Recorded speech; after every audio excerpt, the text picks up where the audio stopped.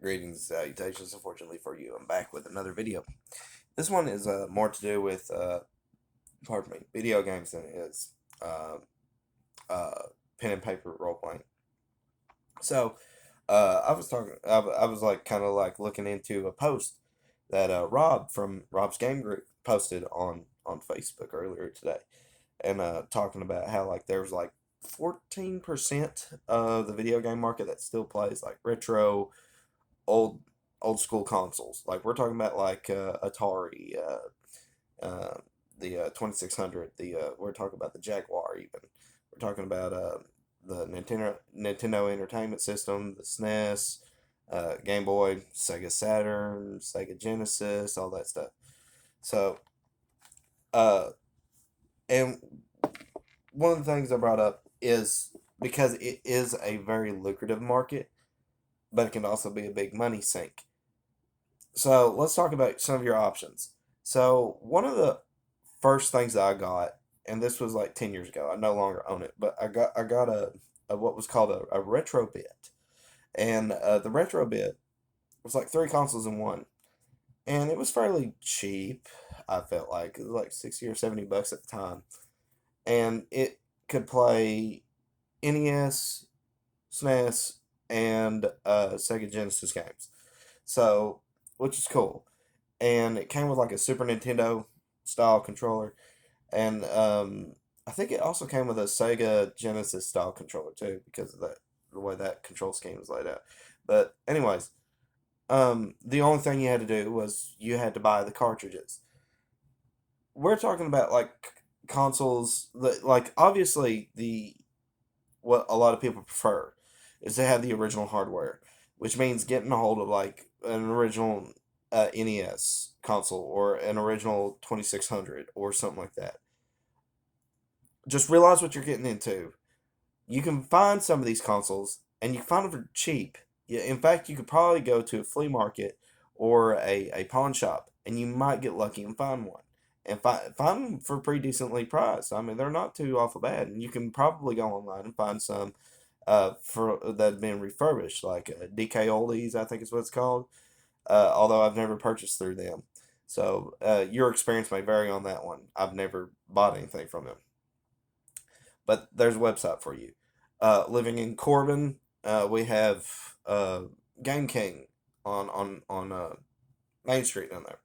So I usually kind of go there and browse around. They usually have a pretty decent selection of retro games, and I've gotten some cartridges from them before, um, and they're fairly decently priced.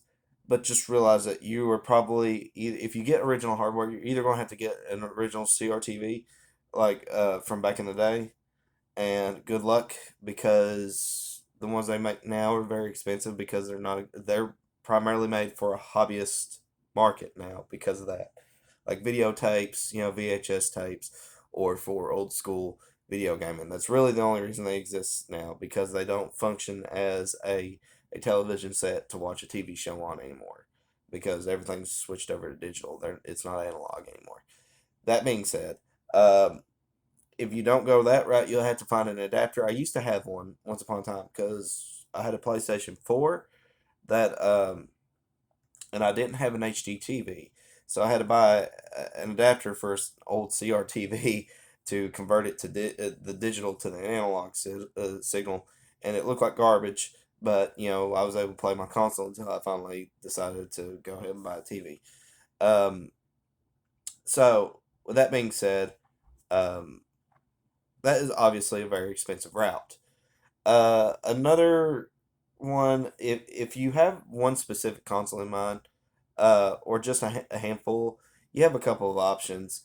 I actually have a SNES Classic back there that I bought from Game King at a pretty reasonable price of like 130 bucks, which is preferable to the 300 bucks that you were going to find scalpers trying to sell you online. So you're probably not going to get as lucky as I did on that one. But if you do, you can actually get it set up to. Mine is jailbroken, so like I can play SNES, NES, and Super Nintendo or Game Boy games on it, and like still cool. And probably some more stuff, but keep in mind the limitations of the hardware. You know, for what it's supposed to be, a console that emulates uh, a a Super Nintendo style of graphics and performance, right? Um, because it does chug a little bit with Star Fox. I'm not gonna lie on that one. Now, aside from that, what else on the emulator market can you get? Well, I made this video. I was going through CDL school at the time, but I've got a Miu Mini Plus. This is the one that I've got. I've had it for a while. Still works. Let me boot it right up.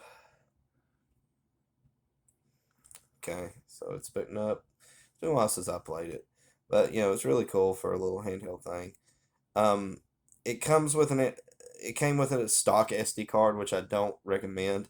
I recommend if you're going to go with this, you get uh, the Onion OS for it because that's what really does good. And it can play up to PlayStation games, although it does chug the PlayStation games. So I just mostly stick with like Game Boy, Game Boy Advance, NES, and SNES. You could also do Sega Genesis and stuff like that. I just never was a big fan of the Genesis. I'm sorry, Sonic fans. I just wasn't a fan of Sonic the Hedgehog. Um, it just is what it is. You're more than welcome to put that on your system if you want to. But this was like, at the time I bought this was like 60, $70. And I bought it from AliExpress. Now, I'm going to tell you right off the bat that AliExpress is kind of hit and miss. I'm not going to lie to you. Some people, like me, have had great luck with AliExpress. No big deal. You do your thing, you go on. Um, just like Amazon. Just, a question of when you'll get it. And then some people have had the package with no product inside, and good luck trying to get the product after that because there are people that will scam you on AliExpress. They seem to get away with it quite frequently. Same with Temu, so um, just be mindful of that. I wasn't aware of that situation whenever I bought it, but luckily I came out on the other side with at least a product that I paid for. This thing still holds up. Uh, the only thing that I could say, for certain,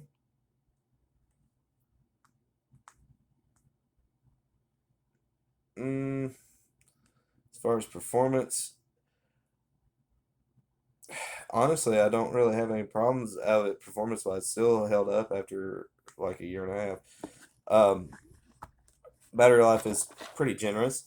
Uh, Sound is pretty decent for a tiny little speaker, but picture quality looks good, and you can of course adjust it to where like it has a particular picture quality and ratio to it fit your needs. So like basic emulation with ROMs. Uh, so some people have asked, how will it play ROM hacks? Of course it will. It'll play ROM hacks. I've got several ROM hacks on that thing. Different versions of different games. So like let's say for example, what's a popular ROM hack? Okay, so I'm going to use Pokemon as an example because Pokemon is probably and Super Mario World, probably the two ones that get the most ROM hacking out of. So yeah, it'll play those. So basically, as long as it has a control scheme that can be supported by the system, it'll play it. So there you go. There's a little bit interaction. Now there's other consoles out there. That's just the one I have.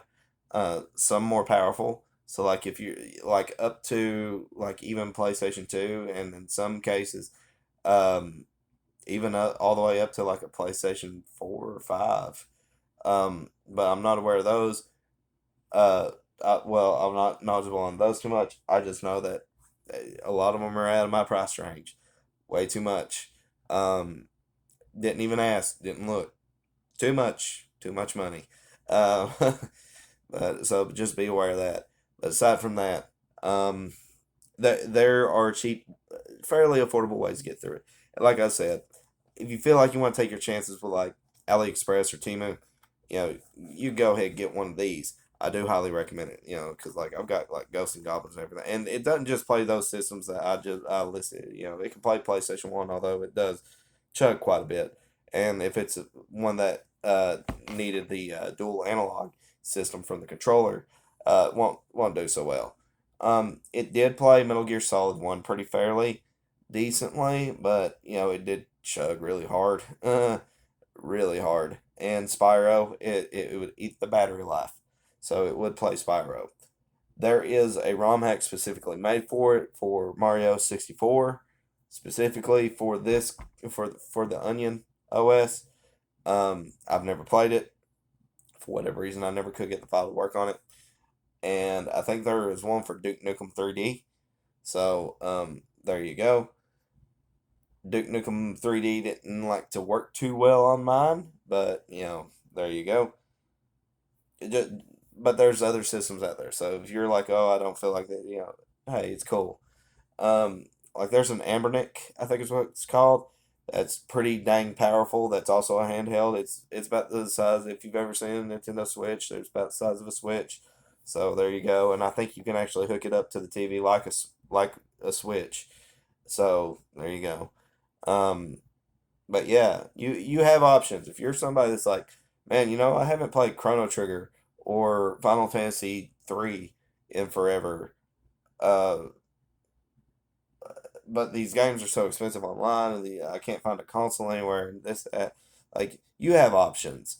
The barrier for entry into this particular hobby is fairly low. Um, you just got to ask yourself, how much are you willing to pay, and how much are you willing to learn? Because if you're like me, you're not very computer literate. I basically learned how to install ROMs and stuff like that, and it really wasn't that hard. If a ding dong like me can get it, you can get it too. So it's like I said, I jailbroke that SNES Classic, and that was simple. So everything is simple. Like I said, if you go with this, don't use the stock SD card. Get a regular like SanDisk SD card from Walmart, and then format Onion OS on it, and there you go. So because I will say that the stock SD card that comes with the Mini Plus, typically they become corrupt. Normally they are already corrupt by the time they come in the mail because it's a cheap SD card. But aside from that, I think I've said all I'm going to say. So, those guys, take care. God bless, and I'll see you on the other side.